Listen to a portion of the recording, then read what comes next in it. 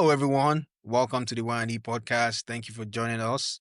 And if you haven't subscribed, please make sure you subscribe, like, share, and also engage us in the comment section. So we're talking about the bill that the congressman from Florida, Brian Mast, has introduced to the Senate. The bill is basically to revoke the passports of Americans who oppose Israel. And we don't really know how this is going to work. We don't even know if this is true, but there is a lot of information on it on X. Again, X is a really interesting platform where you can get a lot of different views, whether they're correct or not. But if this is truly true, if this is truly accurate, this will definitely bring a lot of challenges, especially for immigrants to America. Maybe a lot of immigrants that have become a U.S. citizen or that are yet to become a U.S. citizen.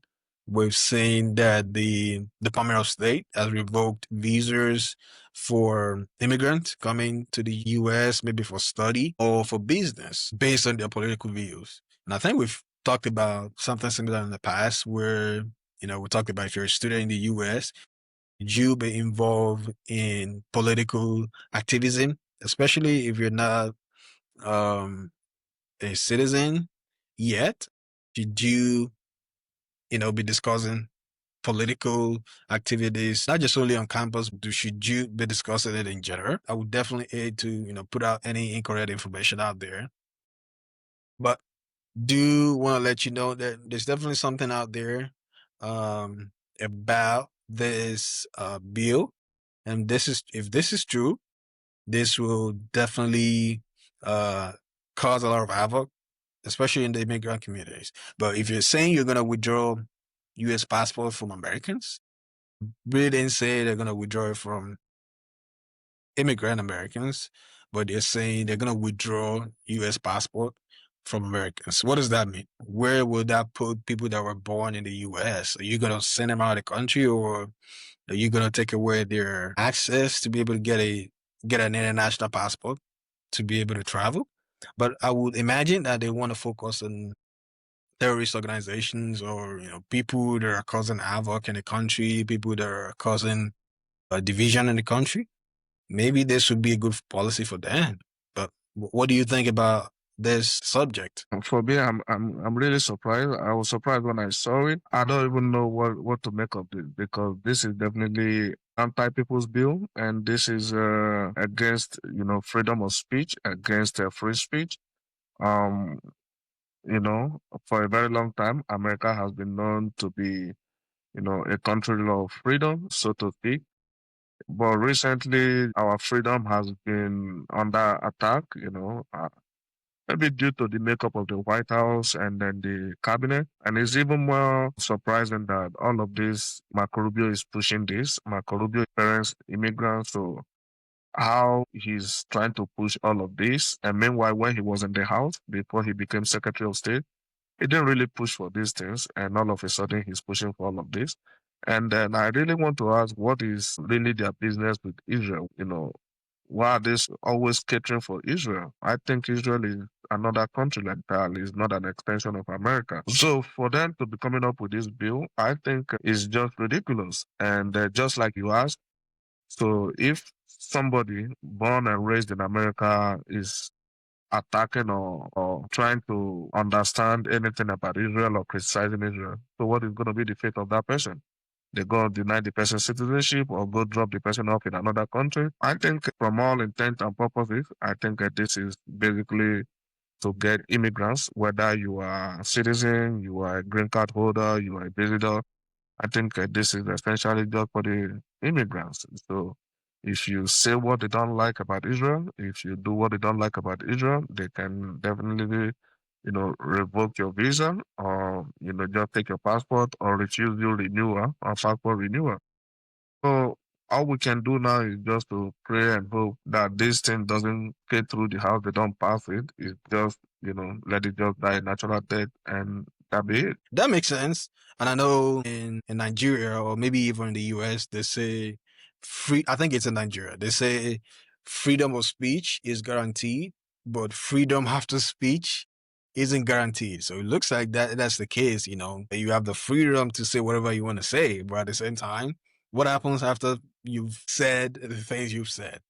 You know, are you going to experience the consequences of your speech? And we've seen a lot of things has been changing in America over the last uh, few years. It wasn't as bad during the Trump's first term, but in the second term, it looks like they've been tightening up on free speech and they've been pressuring colleges on what they can teach and what they cannot teach.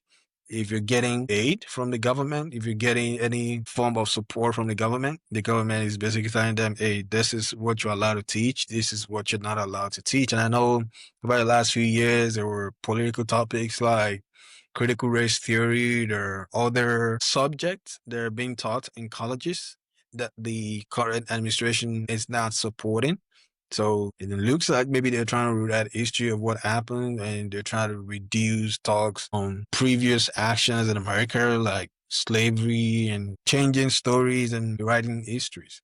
So be careful out there. If you're out there talking about politics, make sure you have fact backing you up in case you're called upon to defend all of your speeches. So be careful out there. Yeah, I mean, it is interesting how um, America has been trying to mediate between Ukraine and Russia, and meanwhile they are in full support of Israel, doing what in full support of Israel, supporting Israel, doing what they are doing, and now coming up with the idea that they should criticize them. You'll be in for it.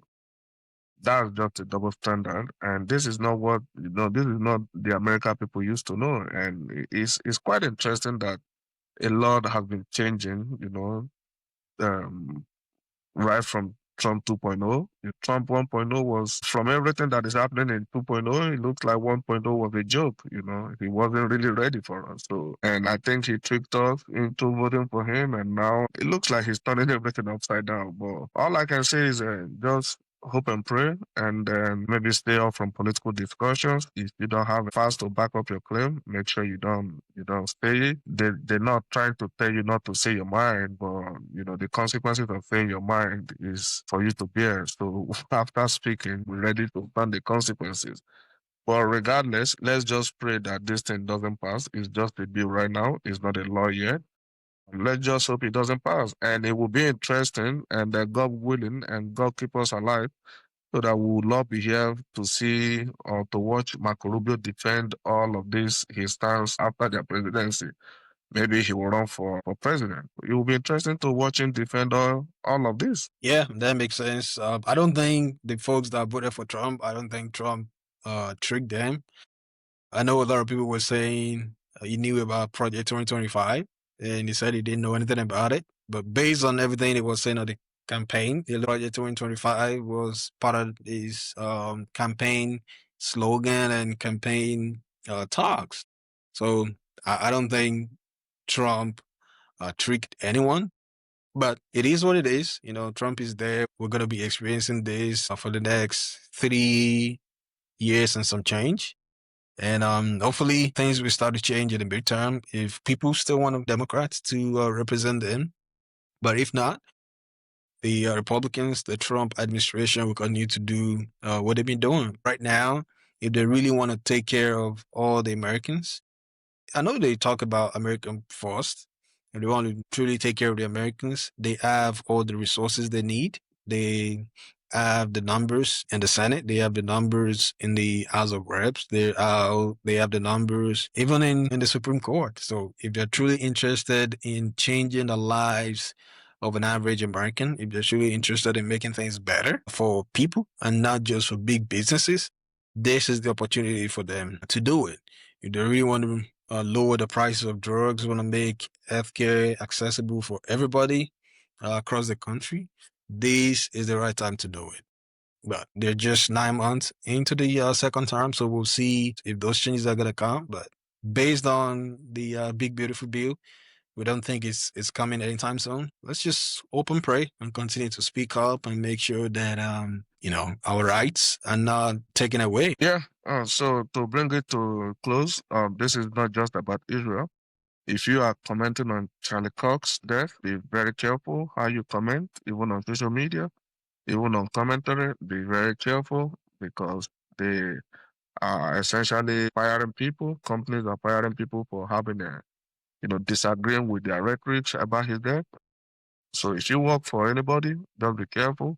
If you're your own boss, I mean, it looks like you'll be safe. Well, if you work for any company, be careful how you comment on his death. People, the administration is not taking it lightly. When it comes to free speech or freedom of speech, they are very selective. They support it when it favors them, but when it doesn't favor them, on the other side, they don't like it. So be careful.